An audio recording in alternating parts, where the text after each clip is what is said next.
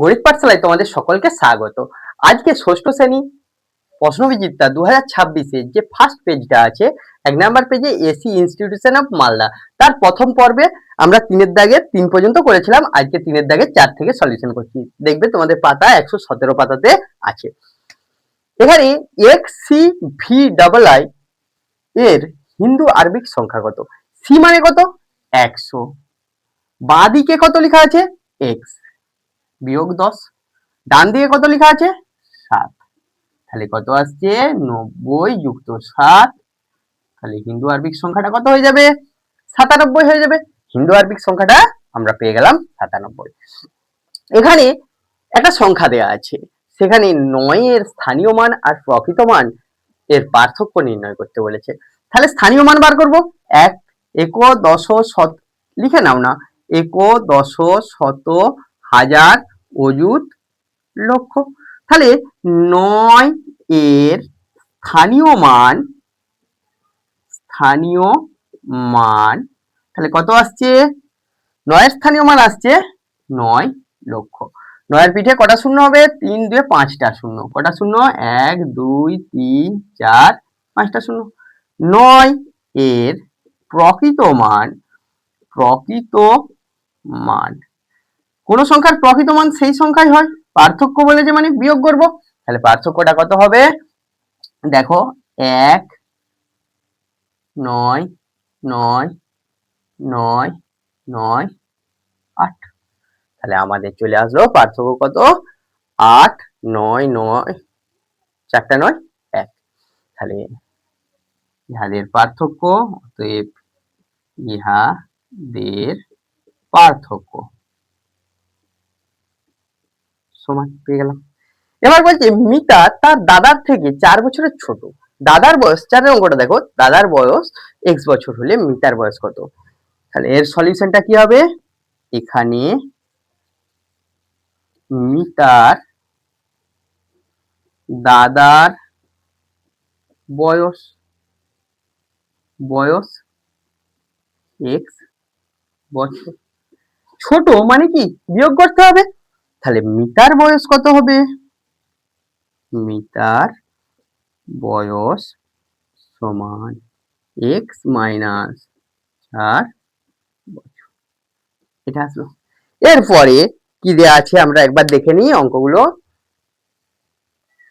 এখানে দেখো মান নির্ণয় করো বলা আছে। কি বলা আছে? মান নির্ণয় করো। তাহলে কিভাবে মান নির্ণয় করতে হয়? সরল অঙ্ক দেয়া থাকলে মান নির্ণয় করার সময় আমাদেরকে লক্ষ্য করতে হবে কি কি অপারেশন দেয়া আছে আর কি কি বন্ধনী দেয়া আছে। আমরা আগে শিখে নিয়েছি কোন বন্ধনীর কাজ আগে হয়। এখানে রেখা বন্ধনী দেয়া আছে, তাহলে রেখা বন্ধনীর কাজ সবার প্রথমে করব। তাহলে তোমরা একবার টুকে নিবে, দিয়ে করবে। 256 যেমন আছে রইলো, ভাগ চিহ্ন। 16 কে 2 দ্বারা ভাগ করো, রেখা বন্ধনীর মধ্যে আছে 8। তারপর কি চিহ্ন ছিল? ভাগ চিহ্ন, ভাগ রইলো। 18 কে 9 দ্বারা ভাগ করো, 2 গুণিত 2। দেখো ভাগ আর গুণ দিয়ে আছে, এবার কি আছে? ভাগ আর আছে, গুণ আছে। আমরা জানি ভাগের কাজ আগে হয়। তাহলে 256 কে 8 দ্বারা ভাগ করব। 256 কে কত দ্বারা ভাগ করব? 8 দ্বারা। 3 24 1 6। তাহলে এখানে কত আসছে? 2 16। তাহলে ভাগটা কত আসলো? 32। বাকিটা যেমন আছে, ভাগের কাজ আগে হয়, গুণের থেকে ভাগের কাজ আগে হয়, তাই আমরা ভাগ করছি। ভাগ করলে এখানে কত হচ্ছে? 16 গুণিত 2। 32 কে 2 দ্বারা ভাগ করো। 32 কে আমরা যদি 2 দ্বারা ভাগ করি কত আসবে?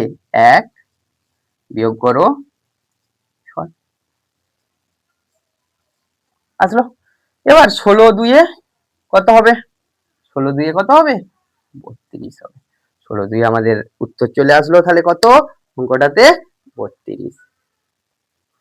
তাহলে তোমরা দেখলে কিভাবে সরল করতে হলো। এরপরের অঙ্কটা তোমরা দেখো কি দেয়া আছে। এখানে 3 দাগের 8 অঙ্কটা মানের ঊর্ধ্বক্রমে সাজায়। এখানে দেখো সম হর বিশিষ্ট দেয়নি, কিন্তু সম লব বিশিষ্ট দিয়েছে। সম লব বিশিষ্ট হলে কি হবে? যার হর বড় সে সবার ছোট হবে। আমরা সম হর বিশিষ্ট হলে কি হয়? যার লব বড় হয় সে বড় হয়। ঠিক উল্টোটা, যার সম লব বিশিষ্ট হলে যার হর বড় সে ছোট হয়। মানের ঊর্ধ্বক্রমে সাজিয়ে পাই, মানে ছোট থেকে বড় সাজাচ্ছি, মানের ঊর্ধ্ব ক্রমে সাজিয়ে পাই। তাহলে এখানে কি আসছে, 7 এর 5, 5 সব থেকে বড়, তার মানে এর মান সব থেকে ছোট হবে, তারপরে 7 এর 4, তারপর কত হবে 7 এর 2। 3 দাগের 9 অঙ্কটা কি বলেছে, চিহ্ন ও প্রতীকের সাহায্যে বীজগাণিতিক সংখ্যামালা তৈরি করো। পি এর 10 গুণ, 10 গুণিত পি, তার সাথে 7 এর সমষ্টি, মানে কত হচ্ছে 10p প্লাস 7। তাহলে অ্যান্সার চলে আসলো আমাদের 10p প্লাস 7। এবার আমরা 4 দাগের অঙ্কগুলো দেখবো। 4 দাগের অঙ্কতে কি দেওয়া আছে দেখো, দেখো এখানে 4 দাগের অঙ্কতে কি দেওয়া আছে, একটা শহরে লোক সংখ্যা 2,98,72,600। এদের মধ্যে পুরুষ আছে এতজন, মহিলা আছে এতজন, শিশুদের সংখ্যা জিজ্ঞাসা করেছে। তাহলে আমরা যদি মহিলা আর পুরুষের মোট সংখ্যাটা বার করে নিতে পারি এবং মোট জনসংখ্যা থেকে সেই পুরুষ মহিলার মোট সংখ্যাটা বাদ দিয়ে দিলে বাকিগুলো কি হবে, শিশু। তাহলে সলিউশনটা করব কিভাবে, দেখো এখানে পুরুষ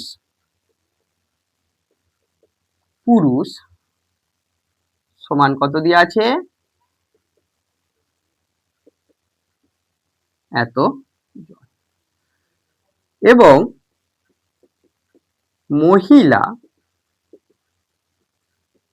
মান এদিক থেকে লিখবে, হ্যাঁ 4, 2, 7, 8, 8 জন। পুরুষ ও মহিলা মোট পুরুষ ও মহিলা সমান, তাহলে আমরা এখানে যোগ করো, 5, 3, 9, 2, 7, 13, 10 একে 11। গ্রামে মোট শহরে মোট লোক সংখ্যা, তাহলে শহরে মোট লোক সংখ্যা কত হবে, এক, দশ, শত, হাজার, অযুত, লক্ষ, নিযুত, কোটি, নিযুত কোটি। এখানে তাহলে কত, 2,98,00,000, 2,98,00,000 আর 72,600, 72,000 কত দিয়ে আছে দেখো তোমরা একটু, 72,600 হলো। মোট পুরুষ ও মহিলা, মোট পুরুষ ও মহিলা সমান, এখানে কি আছে ডান দিক থেকে লিখে লিখে আসবে, 5, 3, 9, 2, 7, 3, 1, 2। তাহলে এটা কি করব, বিয়োগ করব। বিয়োগ ফলটা আমি এখানে লিখে দিচ্ছি, কেমন, এখান থেকে এখানে। তাহলে 5 আসলো, 6 আর 6,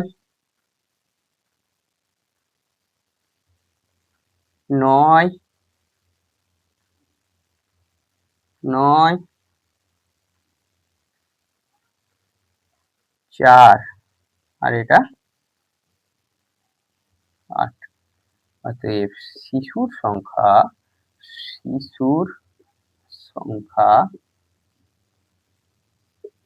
8, 4, 9, 9, 6, 6, 5 জন। এভাবে আমরা বার করতে পারি। তারপরে অঙ্ক দিয়ে আছে, একটা ইঞ্জিন সামনের চাকার পরিধি 14 ডেসিমি এবং পিছনের চাকার পরিধি কত দিয়েছে, 35 ডেসিমি। কমপক্ষে কত পথ গেলে চাকা দুটি পূর্ণ সংখ্যক বার ঘুরবে। তাহলে আমরা যদি লসাগু করি, কমপক্ষে বলেছে মানে লসাগু, তাহলে 7 দ্বারা ভাঙো, 2, 5, আর ভাঙা যাবে না। লসাগু 7 গুণিত 2 গুণিত 5, 5 সাথে 35, 70। অতএব 70 ডেসিমি পথ গেলে পূর্ণ সংখ্যক বার করবে। অতএব 70 ডেসিমি পথ গেলে পূর্ণ সংখ্যক বার ঘুরবে। এভাবে আমরা পাবো। নেক্সট কোশ্চেনে দেখো কি আছে, 4 দাগের আমাদের দুয়েরটা কি দেয়া আছে। দেখো এখানে দেখো দেয়া আছে 500 জন ছাত্রের 500 জন ছাত্রের মিড ডে মিলের জন্য এক সপ্তাহে 175 কিগ্রা চাল লাগে। 75 কিগ্রা চাল খরচ হয়ে যাওয়ার পর 400 জন ছাত্রের বাকি চাল কতদিন চলবে? তাহলে আমরা আগে সলিউশনটা এখানে দিনে উত্তর খুঁজেছে, সপ্তাহে দেওয়া আছে। এই সপ্তাহ সমান কদিন? এক সপ্তাহ সমান 7 দিন। ওই কি নিয়মে করব? এখানে প্রথমে কি করব? ছাত্র সংখ্যা ব্র্যাকেটে জন। আচ্ছা, তারপরে চালের পরিমাণ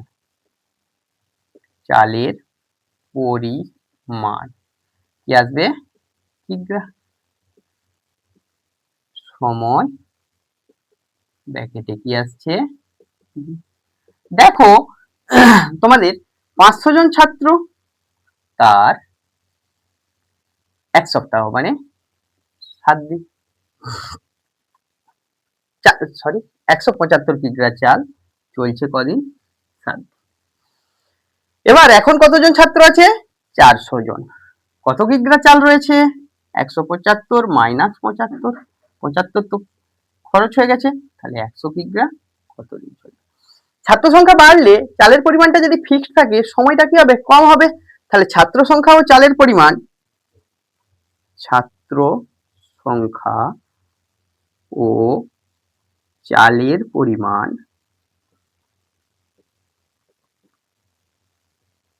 ব্যস্ত সম্পর্কে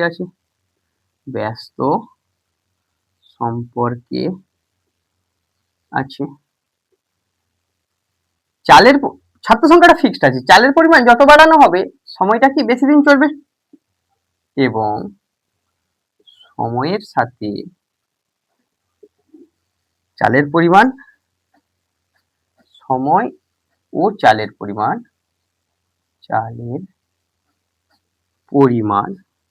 সরল সম্পর্কে আছে,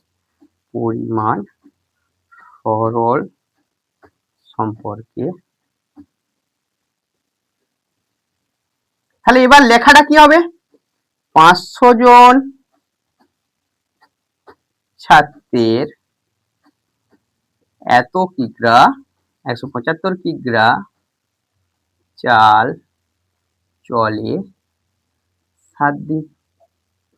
তাহলে একজন ছাত্রের, এটা খুব বেড়ে যাবে, 7 গুণিত 175 দিন। একজনের 1 কিগ্রা তুলনামূলক কম চলবে আগের থেকে, 7 গুণিত 175 পাই, এটা সরি ভুল হয়ে গেছে, এটা 500 হতো। হ্যাঁ, এটা 500 আর এখানে যেটা কমছে বা বাড়ছে সেটার যে অপারেশন হবে, এখানটায় আমার খেয়াল করতে একটু মিস্টেক হয়ে গেছিল। তাহলে 400 জন ছাত্রের যদি 1 কিগ্রা চাল চলে, 1 কিগ্রা, তাহলে আরো কম দিন চলবে,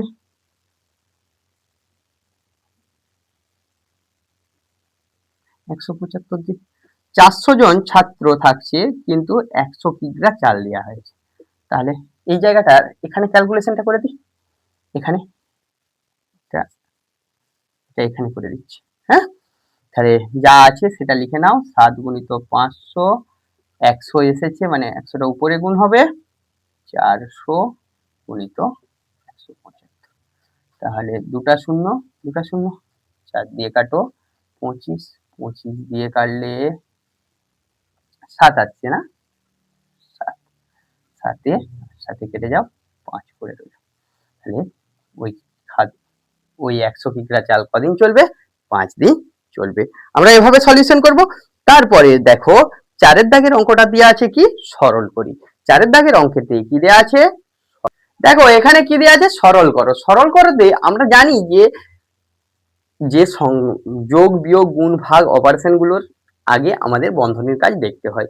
তাহলে বন্ধনীর কাজে কি আছে? রেখা বন্ধনী আছে, তাহলে রেখা বন্ধনীর কাজ আগে হয়।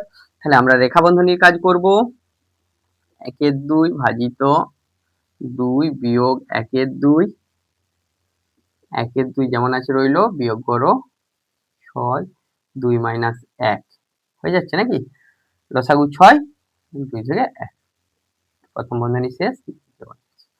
এখানে 1 বিয়োগ 1/2 ভাজিত 2 বিয়োগ 1/2, 1/2 বিয়োগ এখানে কত হচ্ছে 1/6। এবার কোন বন্ধনীর কাজ হবে? প্রথম বন্ধনীর কাজ। প্রথম বন্ধনীতে কি দেয়া আছে একটু দেখে নাও। আছে, তাহলে কত 6 লসাগু 3 মাইনাস 1, এটা আসো। তাহলে 1 বিয়োগ 1/2 ভাজিত 2 বিয়োগ এখানে কিছু নেই মানে গুণ আছে, বিয়োগটা করে নাও 2/6, দ্বিতীয় বন্ধনী শেষ। 2 আর 2 আগে গুণের কাজ হয়, বিয়োগের আগে গুণের কাজ হয়, তাই 2 আর 2 কেটে দিলাম। 1 বিয়োগ 1/2 ভাজিত 2 বিয়োগ 1/6, 1 বিয়োগ 1/2 ভাজিত 6 2 12 বিয়োগ 1/6, দ্বিতীয় বন্ধনী। তাহলে 1 বিয়োগ 1/2 ভাজিত এটা কত হচ্ছে 11/6। তাহলে এবার গুণের কাজ, ভাগের কাজ, সরি 11, তাহলে এটা কাটলে 3 আসছে। তাহলে 1 বিয়োগ 3/11, 11 লসাগু 3 বিয়োগ 11 বিয়োগ 3 সমান 8/11। তাহলে আমাদের এভাবেই সরলটা করতে পারবো। এরপর মান নির্ণয় করো একটা দেয়া আছে 5-এ, 4-এর দাগের 5-এর অঙ্কতে আমরা এখানে মান নির্ণয় কি দেয়া আছে দেখো, দশমিক সংখ্যার যোগ বিয়োগ দেওয়া আছে। আমরা কি করব, প্রথমে একটু সাজিয়ে নেব, কারণ কি যোগটা আগে হয় তারপর বিয়োগটা হয়, যেমন হয় এরকম লিখে নিলাম।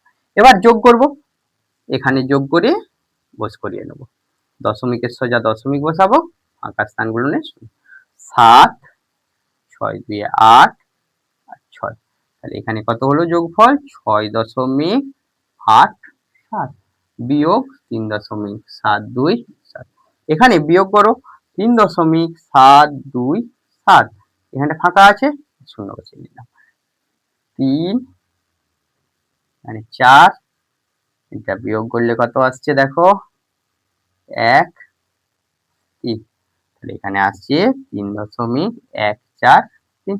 এভাবে তোমরা বিয়োগ অঙ্কগুলো করে নিতে পারবে।